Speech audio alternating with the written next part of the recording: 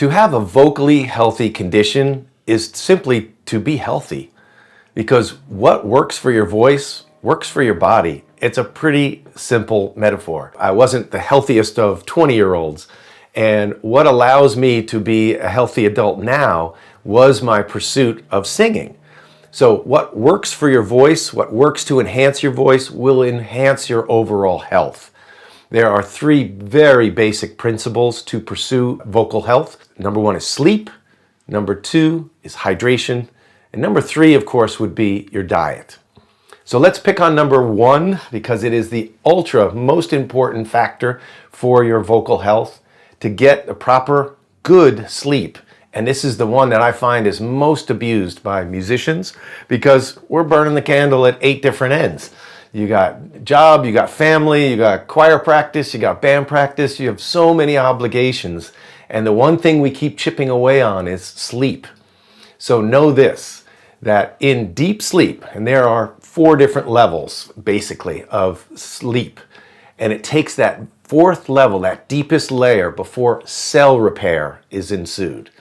REM, which is the most shallow level of sleep, is what I refer to as mental yoga. So that's when your brain defrags, that's when you're sort of losing all of the day's antics that went on. That's where we play out in these little movies called dreams, right? And we're the star of them. That's where we play out all the stuff that bothered us that day and leave it where it belongs, in the trash bin, to delete.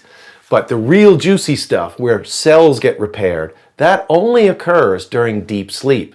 So if you're a fairly aggressive singer, or if you're singing for long periods of time, there's going to be some wear and tear on that first layer of your vocal folds, and it's during deep sleep that they're repaired. So let's talk about what that means. That means that you should be in a fully darkened room.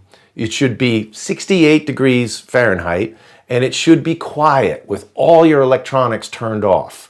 Even if your phone is on mute or vibrate or whatever, a little piece of your brain is going to keep on guard, listening for those little chirps or cues or dings, and it will pull you out of deeper sleeps in order to respond, or even command yourself not to respond.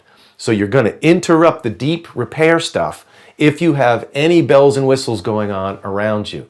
TVs should be off, roommates should be notified, spouses put on notice, kids warned. You need at least 7 hours of uninterrupted sleep. Now, I know that sounds like a fantasy, and so for most it is it's unattainable. So now I've learned that to be a really good power napper is the next best thing. And what a power nap is 20 minutes and no more than 20 minutes, because you just want to go into that first stage of sleep. Now, you may remember this from your school days. That first stage of sleep is when you're pretending to listen to the teacher and your elbow's on the table, and the second your head drops, like so, and your head pops up, and now you know, whoops, I just almost got caught. That's the stage going from stage 1 to stage 2, where you lose muscle tone. Right? So you're supporting your head, you're kind of half listening, and now boom, as soon as you nod off, that's the time you want to wake up from a power nap. So for me, I've learned to do this in the back of vans, underneath pool tables and clubs. It's like wherever you can get away. And it usually takes me about, 17 minutes or so just to unwind and to not be paranoid about if I oversleep or whatever. And you will literally train your brain, if you practice this, to wake up exactly as you hit that stage 2 for sleep. And what that does is refresh the brain to the point where you feel rejuvenated, but it hasn't gone into the deep cleanse, so you won't have that sort of morning fog in your voice that obviously a longer nap, say an hour and a half, which would allow you to go into deep sleep, will then change the aspect of your voice. So you're going to have to go back into a warm-up routine and things like that.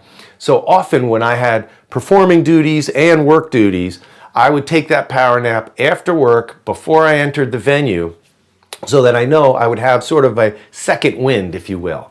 And then making sure when I got home, I would turn off all devices, darken the room, and get as much sleep as I possibly could in a powerful way. Okay, now hydration is number 2. And with hydration, this is pretty simple. It's just room temperature water. 1.5 liters, if you're about of average weight, is plenty. But the thing about hydration is that it's an all-day affair. So often, again, I've learned this the hard way, that I used to think about hydration only at the gig, only during a performance. So in between songs, I would be sucking on a water bottle like I was an infant looking for my baba. And so the problem with this is that it takes a good 20 minutes on an empty stomach for hydration to reach the cellular level. That's where it's going to hydrate. You got to remember this. Nothing we swallow touches your vocal folds. Nothing.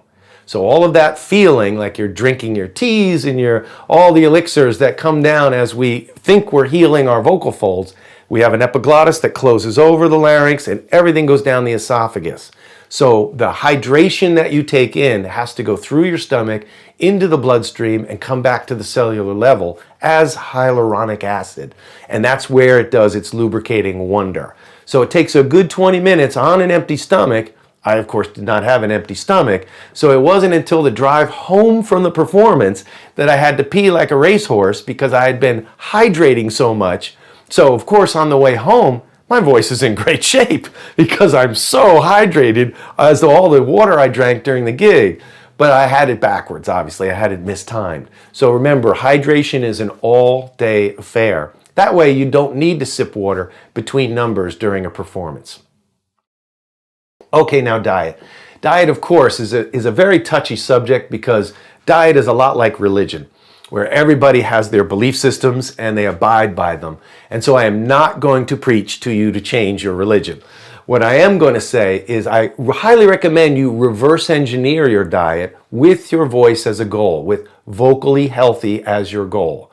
And so that means we want to be energized and we want to be mucus free from whatever we ate. And so I happen to love 4-cheese lasagna. I do not sing well after eating 4-cheese lasagna. Immediately after eating it, I'm fine. 20 minutes later, that cheese has done a number on me. And so if I were to have a piece of 4-cheese lasagna and then go out on the stage and sing one song, no one would be the wiser. If I had that for a dinner, let's say, and then tried to sing at 9 at night, everybody would be the wiser. And so therefore, I have to not have my 4-cheese lasagna on a day of a performance. So I really am going to abide by what it is that will feed my voice. So I like to think of it like this. Your voice is your unborn infant. You've got a little baby in your belly there. And as every mother knows, everybody always says you're eating for two. So you may like 4-cheese lasagna. You may like hot, spicy Mexican food. But does your voice? Does your baby? And so if that baby kicks on you, you know you've given it something it's disagreeing with. And if you are clearing your throat and if you are gasping for water, that means what you ate is now laboring your digestive system. So it is taking lubrication, hydration away from your voice and bringing it down to your digestive system. It's robbing Peter to pay Paul. And so there is no making up for that in the short term. The water you drink has to go through that same system. So that's why when I was on stage as a younger performer, I was trying to undo what I'd done to myself by eating some very concentrated foods, perhaps a junk meal at a fast food restaurant that was now hurting me an hour later. That stuff you can't erase. So I learned the hard way to reverse engineer, and before I put a piece of a food item in my mouth, I would think to myself, what is this going to do to my voice 2 hours later? Well, then my body is busy digesting it. And that may bring you to the next question. Should you eat before a performance or not? When I was younger, I barely weighed 20 ounces. I was a really skinny guy. And I had a voice teacher back then that said, never eat day of performance. Well, I was performing 6 days a week. And so that was absolutely an unattainable goal. And so there is metabolism that figures into this. And if you are a very thin person, you're going to have to feed that metabolism. If you are one with a slower metabolism, you can sustain yourself a little bit longer. But again, we ask ourselves in a reverse engineered fashion, what is it that this food, what is it that this timing of food, and what is it going to do to my voice? You should know when you're going to be singing. Let's say it's an 8 p.m. concert, right? And we reverse this back. If I eat by 4, will I be clear of this by performance time? And if so, green light. I don't care, so you need to be advocating for your voice. Because like a baby, it can only kick back on you, but it can't tell you no. It can't slap the spoon out of your hand and prevent you from doing harm to it. So to be vocally healthy is to be mucus-free, is to be well hydrated and well rested. Your voice will thank you for it.